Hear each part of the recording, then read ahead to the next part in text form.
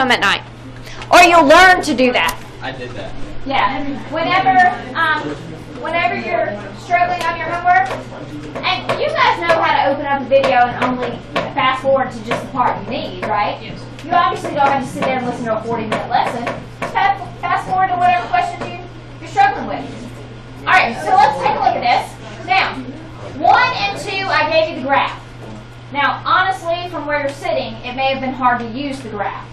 But when we have the graph and we have this interval, all you have to do is find the point where it crosses where the x is 0, the point where it crosses where the x is 3, and do your rise over run. Up 6 over 3. That's your rise over your run. And if we do our rise over our run, that is our average rate of change between those 2 points. Now, the other way you could have done it, because I gave you the equation, is you could plug in 0. And if you plug in 0, did you get out 1 for y? And then you plug in 3, and you should have gotten 7 out for y. So you do the change in your y's over the change in your x's to find the average rate of change is 2. So whether I count on the graphs, rise over runs, or I actually algebraically find the average rate of change by plugging into the equation, we get the exact same thing. Now, let's take a look at this one. If we do rise over run, from here, where x equals -2, to here, where x equals 1, is up 6 over 3. So once again, we get 2. And so if we plug the points in, if we plug in -2, we get out -4. If we plug in +1, we get out 2. So if we did 2 minus -4 over 1 minus -2, we get 6 over 3, which is 2. Either way, we got an average rate of change of 2. Now, if you look at this graph, what if I had asked you to give me an interval where the average rate of change is 0? Let me erase these, even though you've already seen them. And let's see if you can come up with one. Maybe one that's different than the 2 I had on there. Okay, what are you thinking, Lou? Actually, I had a question. Oh, okay. I'm not sure how number 3 is the first y, because when I did the equation, I plugged in zeros, and I'm 0 squared minus 0 plus 1. I thought that would be just 1. Yeah, when I plugged in 0, I did get out 1. Yes. Oh. Whoa. And then when I plugged in 3, I got out 7. Okay? All right.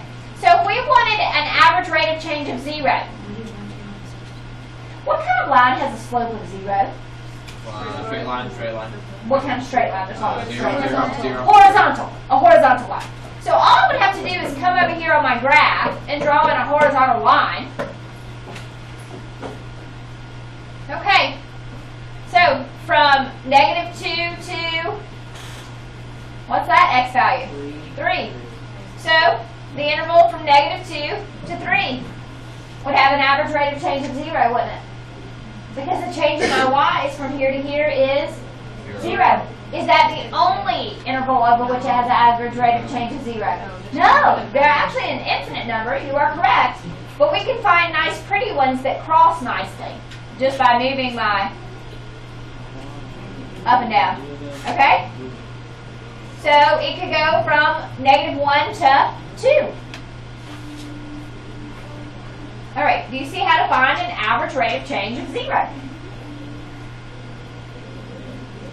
So we want the change of the y's to equal 0, which means those y's have to have the same value. And the y's that have the same value are on the same line. All right, these you were just plugging in, getting out your y's, and check 3 and 4.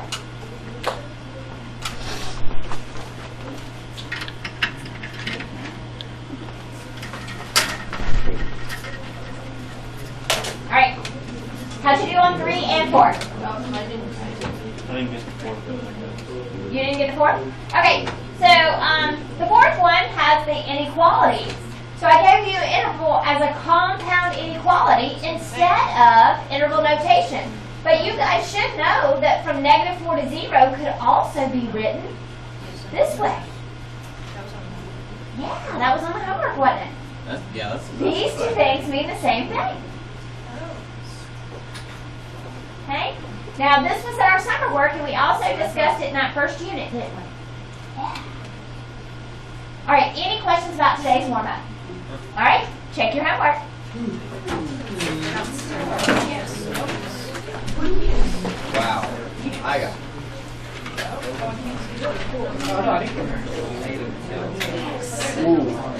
Okay, so looking at 1 and 2, did you just count them on the graph since I gave you the graph?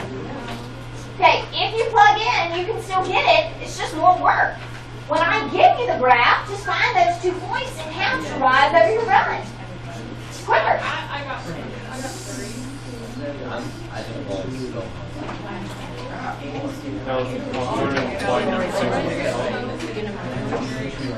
All right. Any questions about 1 or 2 after looking at them? Yeah, No, Doc. It's the same on purpose. Any questions about 3 or 4? Using the table. Oh, there's written. I don't even think we did one in a table yesterday, did we? No. my brother. Your brother helped you? Okay. So all we were doing was going back to revisiting when we had used our tables and finding those points on the table. Now, number 5 and number 6 were the exact same problem. I did it on purpose. Yeah, I thought I got one. Because number 5 gave you the interval in interval notation from 1 to 5, and number 6 gave us the interval in words. Oh, I got them both right there. So you should have gotten the same exact thing for both of them. You should have noticed, hey, that's the exact same problem. I don't really have to do anything. She just gave me different words. What else could I have done here? Graphed it. I could have also written it as the inequality, couldn't I? From 1 is less than or equal to x is less than or equal to 5. I could give you this method, this, or that. They all 3 mean the same thing. And we should get the same answer of 6. That's a terrible looking 6. Let me try again. There we go. Alright, so number 7, I gave you the double inequality. So you're plugging in these 2 and finding the points.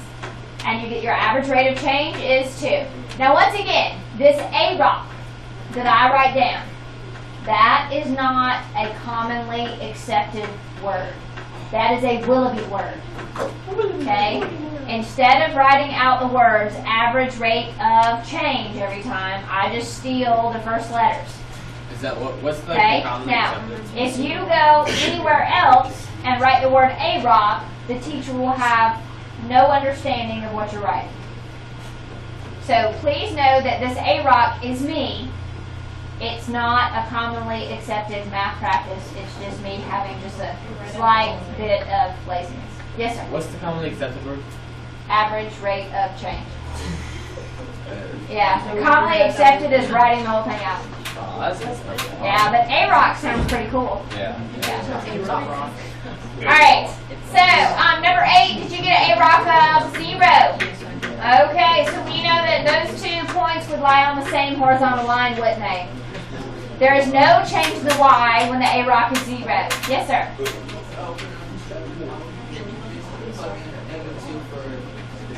Yeah, square it becomes 4. Half of 4 is 2. Plug in 6, square it, 36. Half of 36 is 18.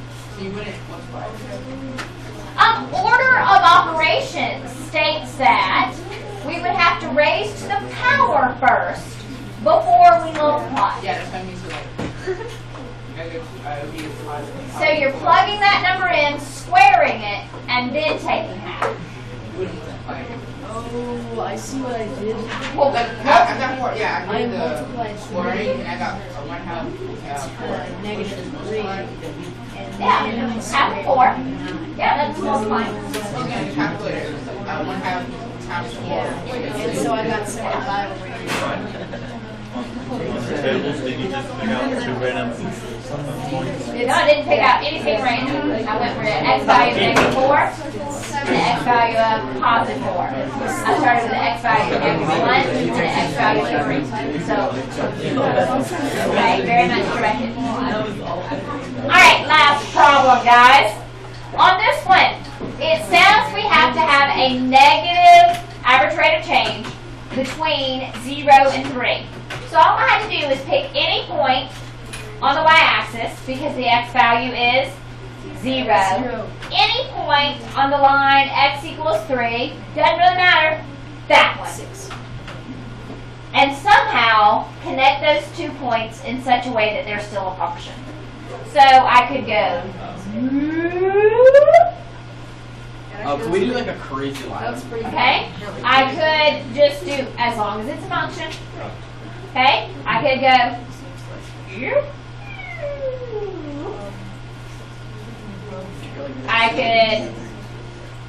I could do something awesome, crazy like this. Straight line. Oh my gosh. Okay? So great. So I could really do anything. As long as these 2 points are connected in such a way that it's still a function. Okay? Because it said graph a function. So make sure it passes the vertical line test, and it really doesn't matter what you do. As long as this point is lower than this point. It could have been right here, couldn't it? It just had to be lower to have a negative This crazy. rate of change. It has the slope between those 2 points has to be negative. That's all we had to have. Okay, any questions? All right, today's notes.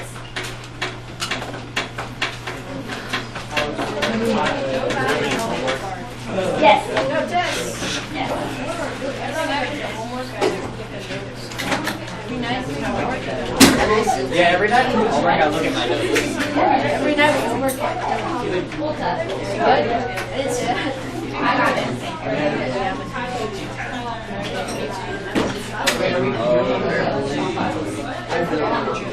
School board tube in the house.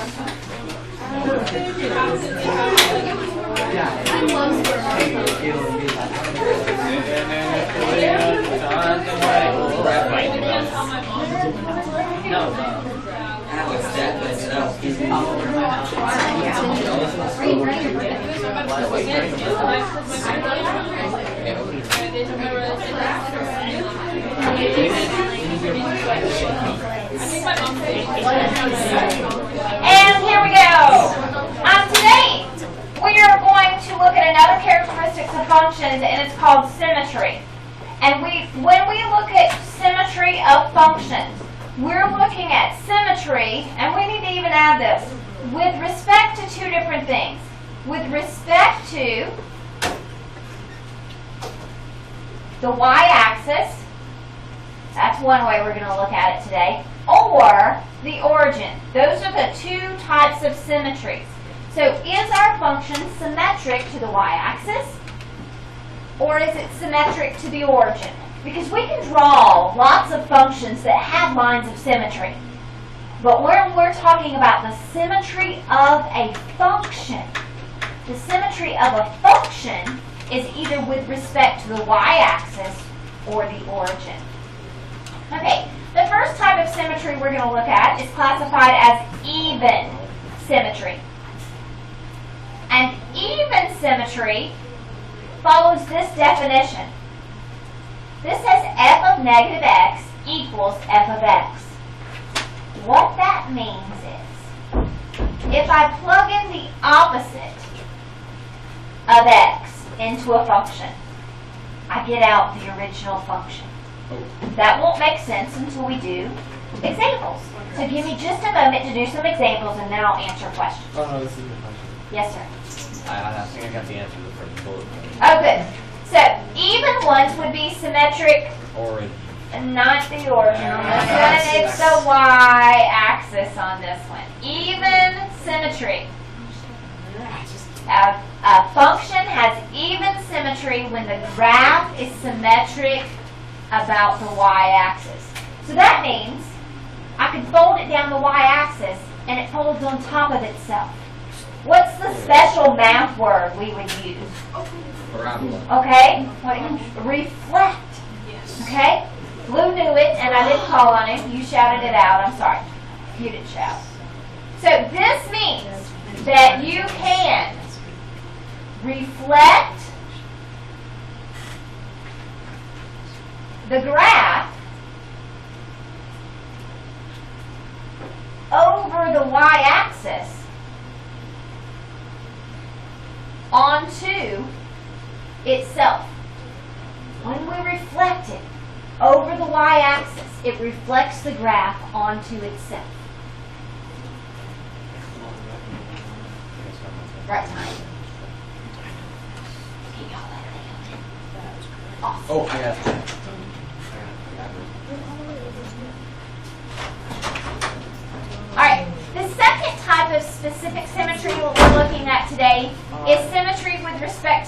origin, and that is classified as odd symmetry. It's symmetry to the origin. So, algebraically, how could we define that? If we plug the opposite of x into a function, we get out the opposite of the whole original function. And I'll show you algebraically how to do that in a minute. But what does it look like? It's symmetric about the origin. And so what does this mean? This means that you can rotate the graph 180 degrees about the origin onto itself.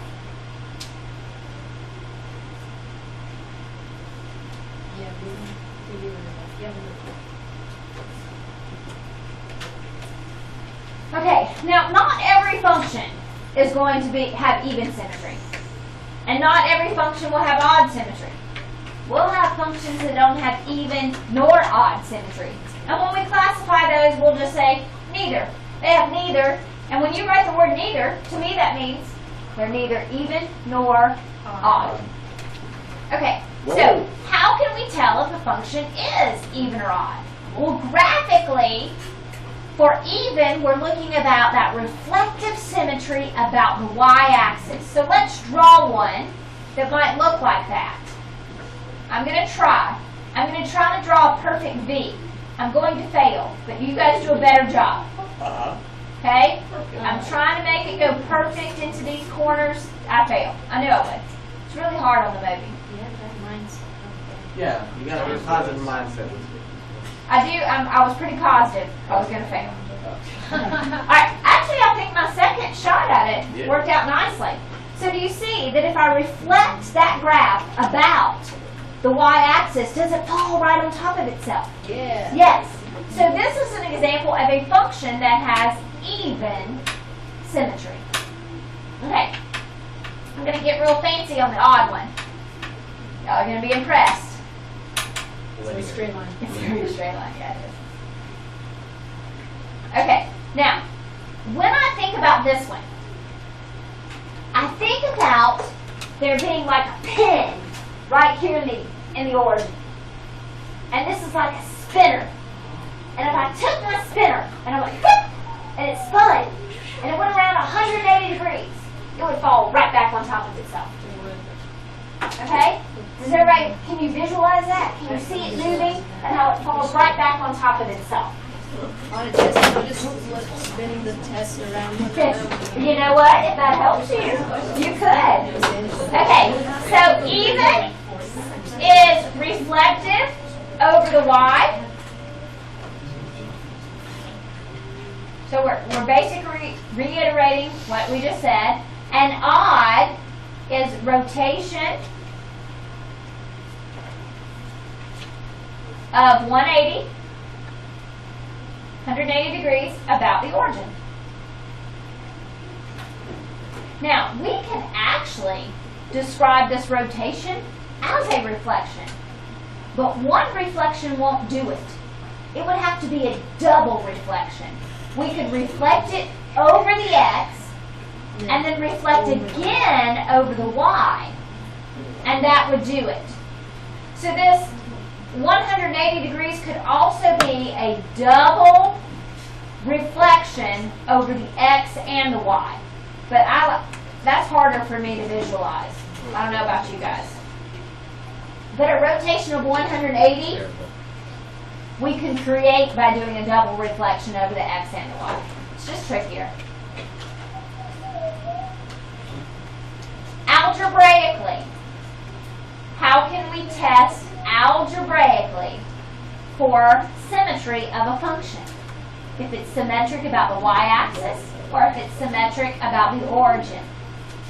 Well, it's pretty simple. What we're going to do is we're going to plug in the opposite of x. And if we plug in the opposite of x and the result is the original function,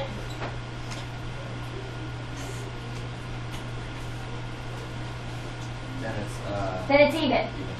But if the result is the opposite of every term in the original function, then it's odd. So if my result turns out to be the original function, it's even. And if my result turns out to be the opposite of every term in the original function, then it's odd. Wait, Chelsea? What's origin? Original? Oh, that should be original. Thank you.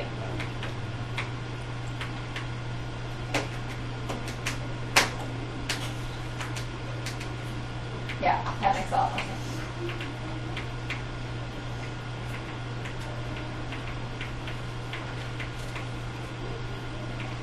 Okay, so let's do let's take a look at our functions real quick.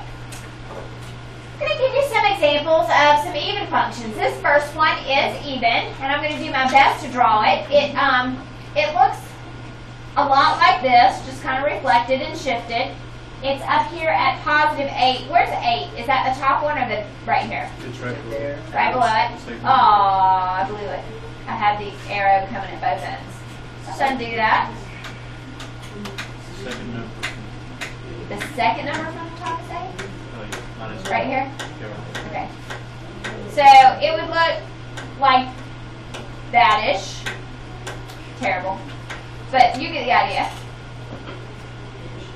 It should be symmetric about the y. Symmetric to the y-axis.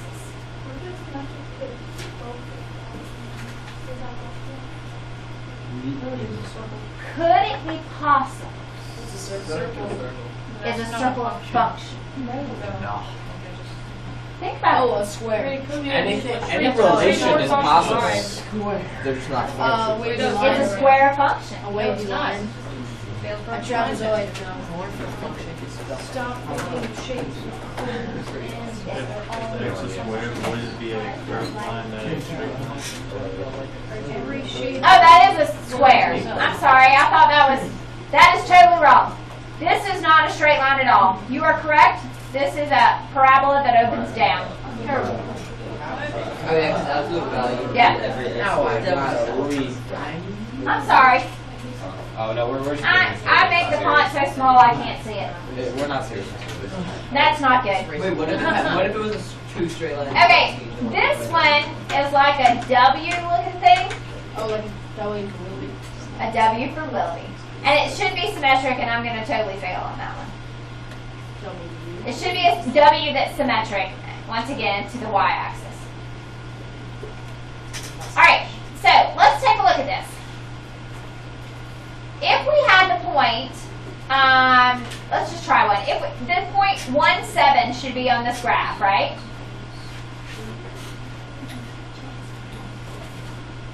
Okay, and so is the point negative 1, 7 also on that graph? Yes. Yeah. So, on an even graph, if the point AB is on the graph, what else is on the graph? BA. Did these switch? Oh, no. Negative A. Negative A, B. For even symmetry, anytime we have this point on there, the opposite of that x will also be on there. So if the point 2, 1 was on there, what other point had to be on there? Negative 2, 1. So let's take a look. If we are saying this is an even function, let's finish up this graph. So if A is the point 3, 4, what also has to be on there? Negative 3, 4. Negative 3, 4.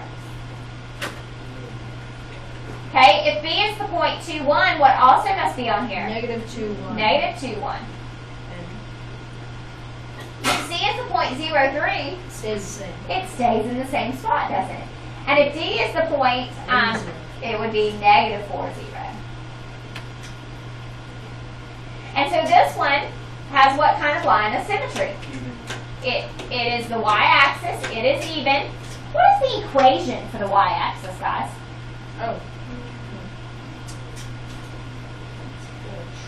soil mixture. I was like, it's curve and like it's some kind of curve. X equals Negative 0. 0. So if it asks for what is the line of symmetry, and I gave you multiple choice and none of them said the y-axis, well, isn't x equals 0 the y-axis? Yes. Yes. So that is the line of symmetry. Okay, now let's do it algebraically. So let me give you one that is even, and let me show you how we can prove algebraically that it is even. Okay, so let's say f of x is equal to the absolute value of x plus 2. Okay, to prove algebraically, I said, all right, we're going to take that function and we're going to plug in negative x. If I plug in negative x, where the x was, what is the absolute value of negative x? X. So do you see, I took and plugged in the opposite of x. And did I get out the original function? If we can plug in the opposite, and once we simplify it, get out the original function, then we say that function has even symmetry.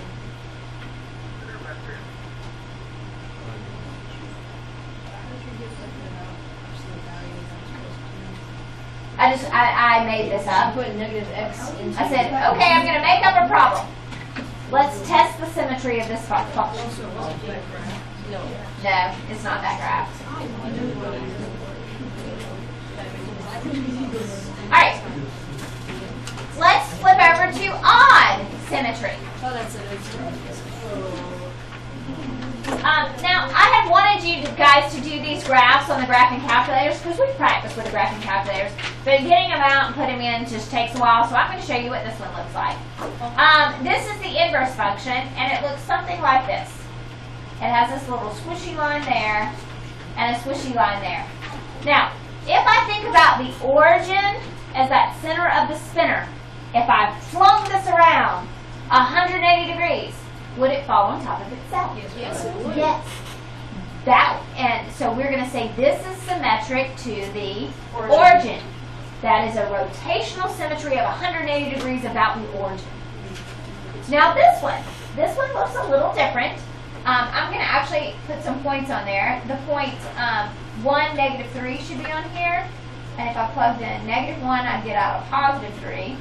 The point 1, negative 1, positive 3 should be on here. And it's going to do this little swishy thing in the middle. It's going to have a little inflection point where it goes from concave up to concave down. Cubic. That is a cubic function. And do you see, if I flung this around 180 degrees, would it fall on top of itself? Yeah. Yes, this one is also symmetric to the origin. All right, so looking at this, if AB is on the graph, So is AB. okay, hold on. What else is on the graph? Negative A and negative B. Negative A, negative Wait, is that not the same thing? What do you mean? No. B. A and B, and negative A and negative B? Oh, wait. Is the point 3, 4 the same as the point negative 3, negative 4? No. No! All right. Okay, so this one is going to be odd. And let me show you why. With the odd function, when we plug in the opposite into the function, is this function on your notes? Yeah. Okay, good.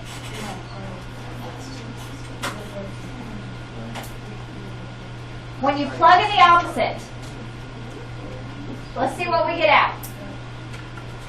Negative x to the third stays negative. And negative 3 times negative 5 is a positive 15. So I plugged in the opposite. I plugged in negative x. And you see I got the opposite of the first term. That's not 15. I'm sorry. This is supposed to be negative x. I don't know where that 3 came from. I was distracted because some of my students were talking and I kept trying to give them the eye, but they kept talking. All right. So we plugged in negative x, and negative x times negative 5 made that a positive 5. Do you see that the first term changed signs? and the second term change signs. So we plugged in negative x, and we got out the opposite of the original function. You see, when we plugged in negative x, we got out the opposite of the original function. That's odd. 3x. If every term turns to the opposite, that's odd. So when it's That's even, major. turn it opposite, you still get the same. You get the same. So even, you get out the same, and odd, you get out opposites of everything. But what if some change and some don't? That's not any. Then it would have neither even nor odd symmetry. Good. All right. Yes, sir. Well, what about the x squared? That's still a positive x squared. Yep. But it never changed to the negative x squared. All right, these are opposites, 3x cubed and negative 3x cubed. Oh, it's all one. Yeah, those are It would all opposites. be one. All right, so on this one, we know we need opposite. So if 3, 4 is on there, what else is on there? Negative Negative 3, 3, negative 4. Negative 4. And if 2, 1, Negative 2, negative 1. negative 2, negative 1. And 0, 3, 0, negative 3. 0, negative 3. And 4, 0, Negative 4, 0. negative 4, 0. So let's graph these. Negative 4, 0. I don't know. Is that negative 4, 0? Okay. Negative 3. Negative 2. Negative 1. Right there. 0, negative 3. Okay. So, what is the line of symmetry? 3 lines. Like that. Like this? There's a line. Like Oh, that? it's a 0, 0. That's the origin. No, it's a minus. It is there a line there? Oregon. Neither. There is a line. That doesn't work, does it? No. There isn't a line of symmetry. What? There's not a single line of symmetry, guys. Yes. Because remember, we have to do a double reflection over the x and y. We can't just do a single reflection, can we? Or a rotation of 180. Neither of these can be described as a reflection over one line. There isn't a line of symmetry. So there can be no line of There is no line of symmetry. It's a double reflection. So there's not one line. We got to flip over twice.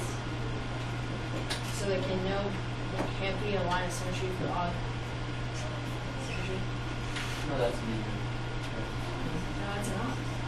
That's an example of odd symmetry. So I'm guessing that's odd symmetry. So there's no line of symmetry for odd. There's no line of symmetry for odd functions. You are correct. All right, we're going to skip this one because it's like this one. Let's take a look at this one. Complete this graph so that it is even. So we want it to be able to reflect over the y. So we want to go whoop, and then do it again. Whoop, whoop. Make yours perfect. Mine looks terrible. 2 is 9. All right, what about an odd? A function with odd symmetry. Shouldn't say odd function, a function with odd symmetry. Ooh, it make like an S thingy. That is clearly that's not Yeah, no, it's straight up and down something. Okay, now, if I were to take this function and shift it left and down, would it still have odd symmetry? No. No, because we moved that point that we rotated left and down, wouldn't we? So it would have been origin. So this one, I'm going to give you this graph. It's still an inverse, but it's an inverse that's been shifted. So does it have? No. So if it's not symmetric to the y-axis, and it's not symmetric to the origin, then we would say it has neither odd nor even symmetry. And this one looks something like this. I'm going to do a terrible job again, but I'm going to try. It looks like that. Does that reflect perfectly over the y? No, it does not. No, so it doesn't have it to the y. Could I put a spinner right here and spin it on top of itself? No, so it doesn't, it's not symmetric to the origin. So this one is also neither. Now what would happen if we plugged into the function? How does does it look algebraically when it's neither? Well, this first one is neither, so let's test it. So I'm plugging in negative x where the x was. So what is negative x cubed? Just simplifies to negative x cubed, doesn't it? Because a negative to an odd stays negative. But this said the opposite of x cubed. So it became the opposite of negative x cubed. So what's the opposite of negative x? Positive x. So this one changed signs, and that one didn't. One term changed, the other didn't. That's an indication that it has neither even nor odd symmetry. So, if you plug in negative x and you get out the original function, it's even. If you plug in negative x and every term switches to the opposite, it's odd. But if you plug in negative x and some change to the opposite, but others don't, it is neither. Hey, there's never enough math. Okay, so your homework is the second sheet I'm going to give you. It's front